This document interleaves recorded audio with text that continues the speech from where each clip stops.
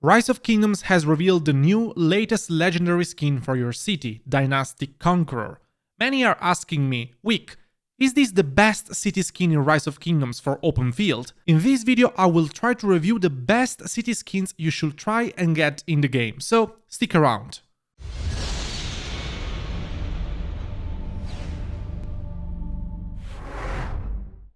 Hello gamers and welcome back to Wick Gaming. Today we are talking about city skins in Rise of Kingdoms. Now, aside from the aesthetic side, which is very subjective, so far every city skin has followed a pattern of different combinations of 3, 5 and 10% bonuses and maluses for the troop types. So far only the exclusive ROK winner's city skin had a bonus that included all troop types, for example 3% attack with the Heliopolis skin and 3% health with the Alhambra Palace skin.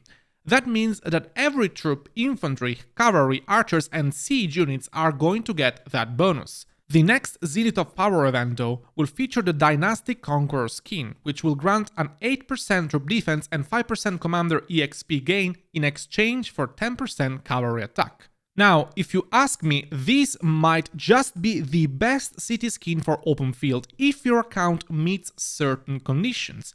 First, you don't need to be a mono troop type of player. For example, if you are using only archers to fight in open field, then the 10% archer defense and the 10% archer health skin will be a better deal for you. Second, in your pairings there is just one cavalry march, ideally Zhang Yu and William, that will not be affected too much by the 10% attack reduction, especially if you are in the Season of Conquest KVKs with the crystal tech and all. My ideal open field setup includes, if you watched my open field video, 1 infantry march, 1 cavalry march, 2 archer marches and 1 leadership march. This means that you could buff all of your 5 marches including different troop types with a solid bonus that is 8% defense in exchange of 10% cavalry attack on just 1 and a very small portion of troops in the leadership march. I think that if you have been saving a lot of resources and speed ups lately, this is your occasion to use them all. This can be a really solid investment that could be dethroned only by a potential 8% troop health skin that debuffs cavalry in the same way, if even a city skin like that will be coming in the future. Said that, let's quickly see which are the best city skins for other type of players in Rise of Kingdoms. Before that, if you're enjoying the video, do me a favor, drop a like and subscribe, it really helps the channel out and it's free. First, this is obvious, but just for the sake of completeness, if you are training troops, it would be ideal to have an Ark of Osiris champion skin. I am mentioning this just because more people will have the chance to get it this season, since all the top 4 teams, finalists and semi-finalists, will receive it, as you can read from this box, and not just the winning team. To double check what I'm saying, let me just go a second on the event page, Osiris League, rank rewards. You can see that rank 1 gets Ruin of Com Ombo, rank 2 as well, rank 3 and rank 4, so everyone up to the semi-final will get this city skin. Aside from the training buff, this season's skin is pretty useless anyway because it's debuffing 10% infantry health, which is one of the top statistics, but it's always good to have if you are training troops. For infantry players, rally leaders, garrison leaders, Atlantis right here and Age of Devotion are most definitely the best ones because of the 10% infantry health buff.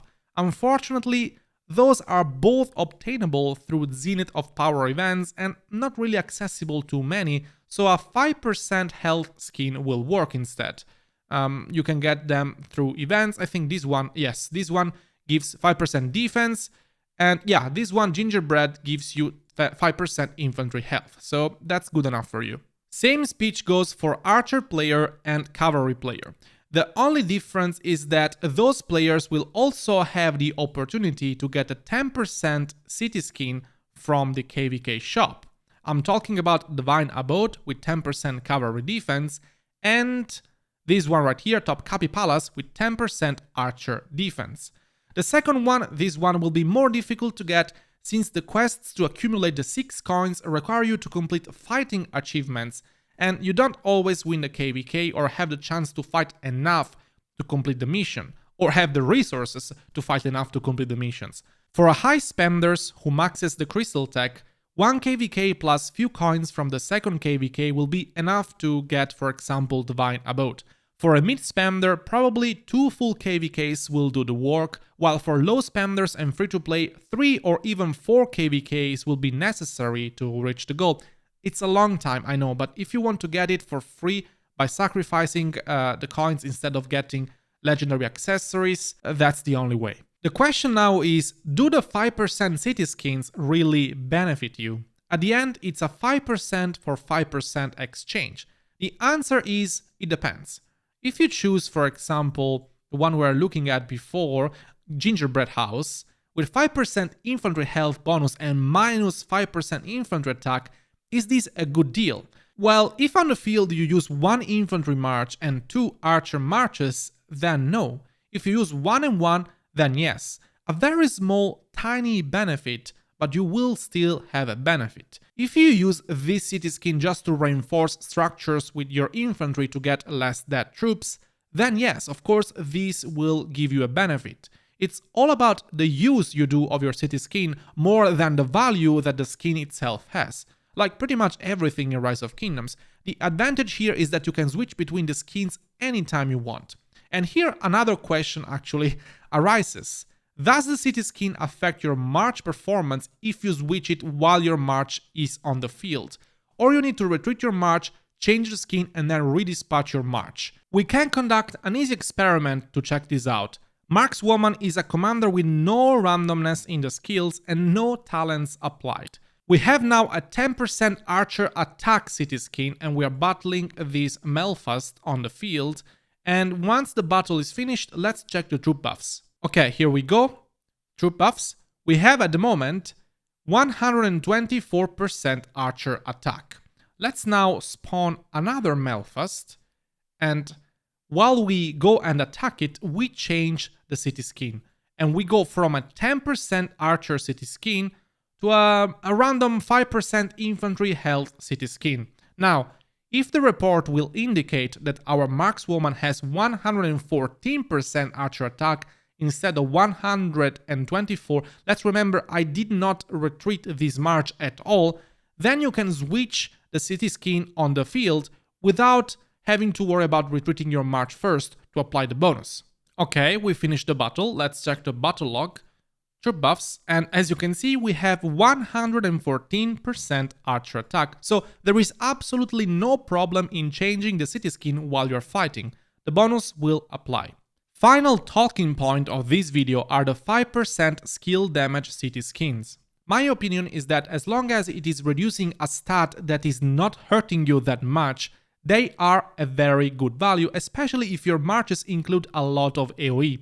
Proportionally, they could even be better of a 10% stat skin if you pick the correct one. For example, I do think that this one, Twilight Falls, is considerably better than Saint's Halo, because Twilight Falls is reducing 10% infantry attack, while Saint's Halo is reducing 10% infantry health. Island Fortress is even better in general because cavalry marches are less widespread compared to infantry marches, so the return on investment is better for an open field player. For rally leaders and garrison leaders, I would advise to stick to the health and defense ones. If you garrison your city and you have a lot of troops, then the skill damage skin gives you a great value, especially in the first few cycles, where your skill damage will be tremendously high. Of course, that will be a bad idea if you have mostly cavalry in your city and you're using, for example, the Island Fortress skin, because of course it's reducing 10% cavalry attack. Again, the most important factor you need to account for is the usage context. When, where and how you use a city skin might make a big difference. The city skins in general are like the cherry on the cake for me. There is no sense in pushing power to get a 10% infantry city skin defense if then during the fight you are chipping out and using a 5% defense token instead of spending a few gems for a 10% token in the VIP shop. City skins are not that necessary and they are not the first step you should be looking at to improve your account. First, commanders. Second, equipment. Third, talents. Fourth, fighting techniques and improving your overall knowledge of the game to fight smart.